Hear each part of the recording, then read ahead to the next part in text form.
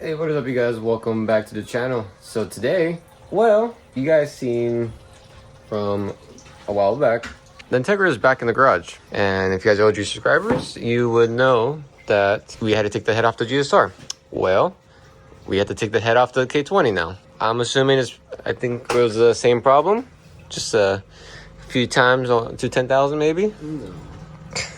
Well, the motor is like probably 220,000 miles on it. So that could be it, but we did a leak down test and we had air coming through all exhaust valves and I think 1 and 3 on the intake side. So it's down compression by a lot. It's about like 150 PSI, 150 to 160 across the board. Yeah, it's not good. It's gonna be the first time taking off a K20 head. Would have been nice to just completely take it off the motor, but we'll do it on the car. We gotta learn.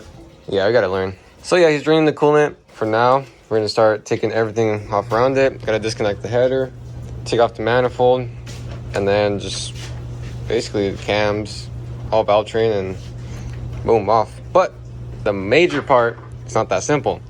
It's this whole big cover right here, and we have like a few inches of space right here. That's not gonna be fun. Yeah, let's get to it. Lunchtime. I went to the short stop real quick, got some snacks, but yeah. I got one bolt still on there, so when we disconnect it from back there, it doesn't just drop. So I get back, he already has the manifold off, valve covers off. For 200,000 miles, pretty clean. Cams still look pretty good. That's good, just leaking, not so much. And then in here, how are we looking in here? Really good. Wow, what the heck?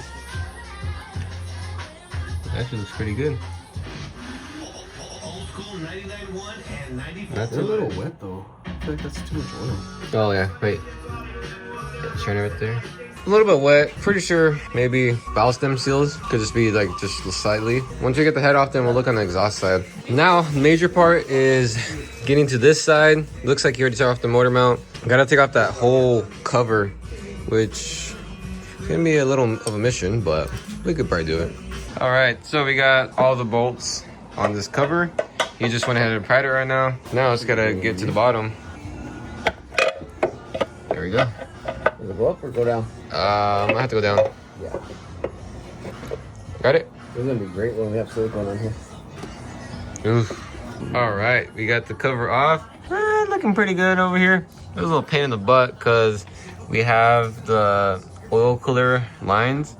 Well, we had to take one of the hoses off. That goes right there because it wraps around all the way over here. And yeah, we took that off and then give us just enough room. Since he has the AC lines, I had to like hold it up as much as I can so he could slip it through. But yeah, like he was saying, it's gonna be a pain in the butt when we have silicone because we might get on other things.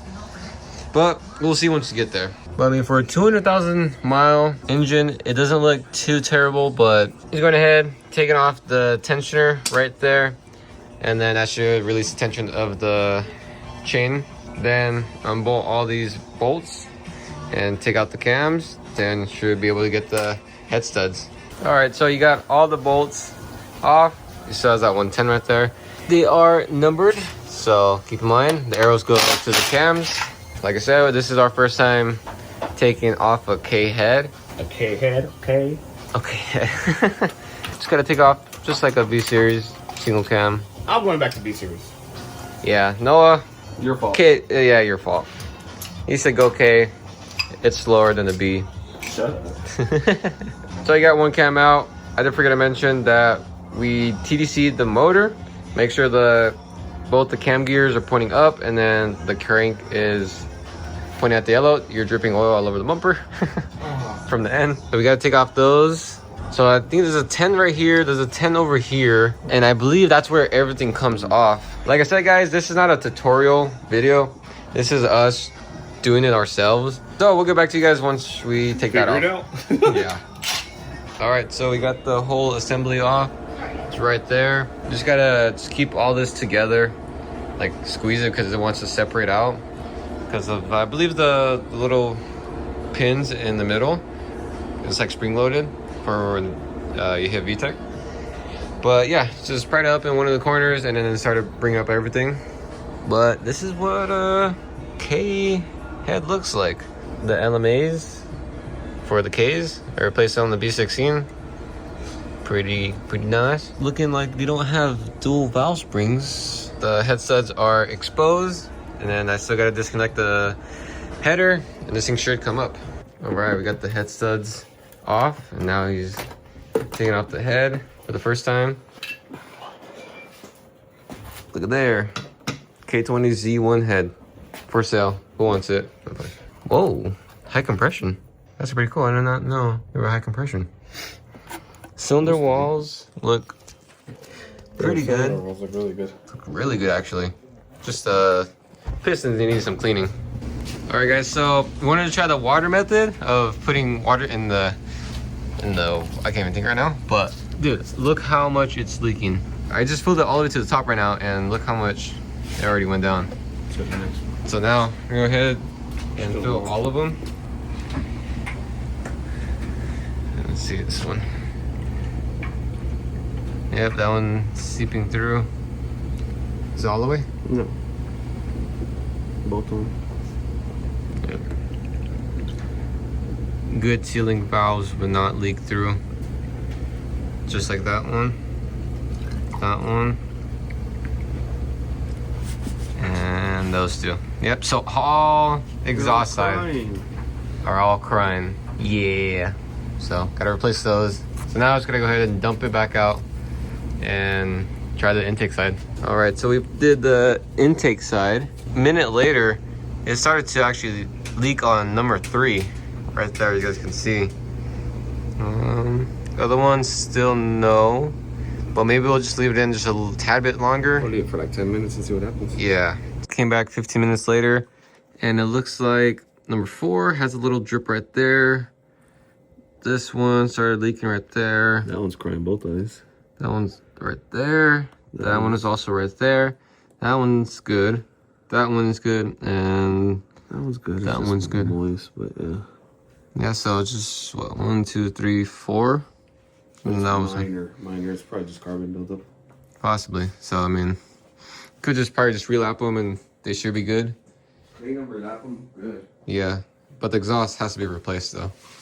All right, so we took one of the valves out, and if we look right here, I'm gonna spin it. Yeah, it's a little bent. So pretty sure all exhausts are gonna be like that, and then some of the intake side. So that's gonna. I think they overheated because if you look in here, all the. Oh yeah, so there are some valve guides that are broken. So you guys can see right there, that one is broken, and then there's more like that one right there. Some valve guides broken, so you gotta do some research on that because I don't know how to replace those. But yeah, I gotta get some of those. And yeah, it's gonna be quite a bit of work, but at the end, once everything is all done and brand new, this thing will rip. Hopefully, crossing fingers. I like how they marked them orange for exhaust and then green for intake. That's pretty cool, so you don't get them mixed up. But yeah, I'll get back to you guys once we have another update. All right, so it's been a minute since I last talked about the head, but my dad has gone to town and he actually poured it and polished the runners himself, and we got the intake side. Looks pretty good. I mean, we gotta take it to the machine shop to get it clean, and then gotta do the exhaust side, and then this side is the exhaust side. And dude, it came out pretty smooth. You just finished polishing it. Look at that. And then he just did, what is it called, knife edge? Just on the intake side though.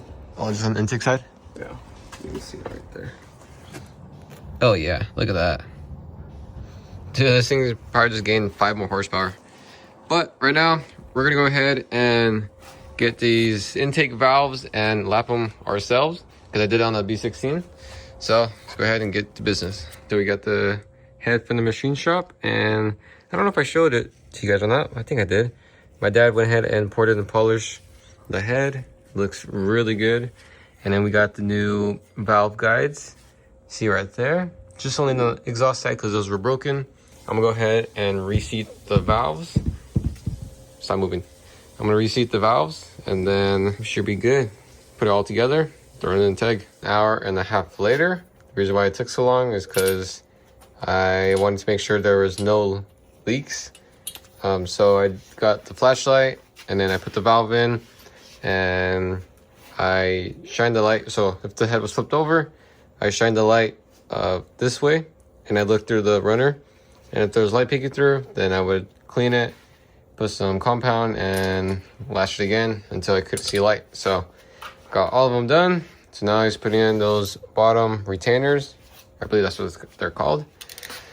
And yeah, put those all on and then put the whole springs and top retainers on. It is a few days later and I deeply apologize for not recording the process. Him and Rome started doing this all together. So after that last clip, I went ahead and did all the exhaust valves, and then my dad did the intake. Exhaust side took about like an hour and a half, but I wanted to... Probably longer.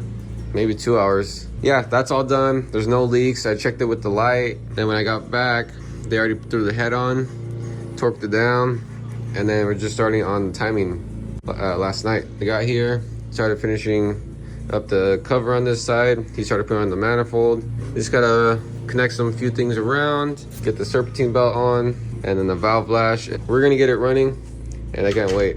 This thing is gonna have just a little bit more horsepower. Actually, it's gonna have quite a bit more horsepower now since it's port and polish, more compression.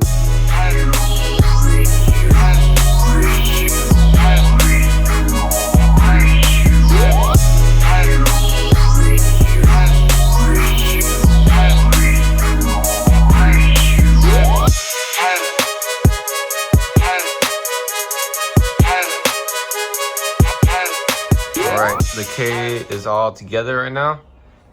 So now he has the injectors unplugged.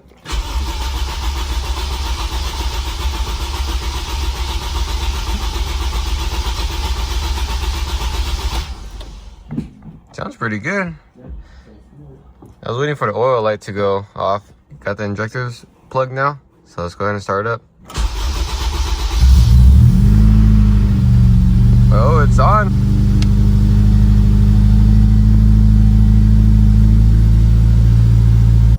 All right, so now that we know that the car started for a few seconds, got a little bit of heat in, and so now we're gonna do a compression check and see what they are. Last time they were around 150 PSI. I'll put up the thing if I have it still, but let's see right now. Injectors unplugged? Yeah. So, clutch in, full throttle.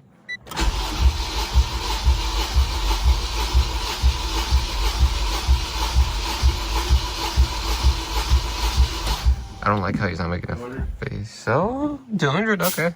So that's good so far. Well, it's on. I come back outside because I was eating my my bread, but sounds pretty good.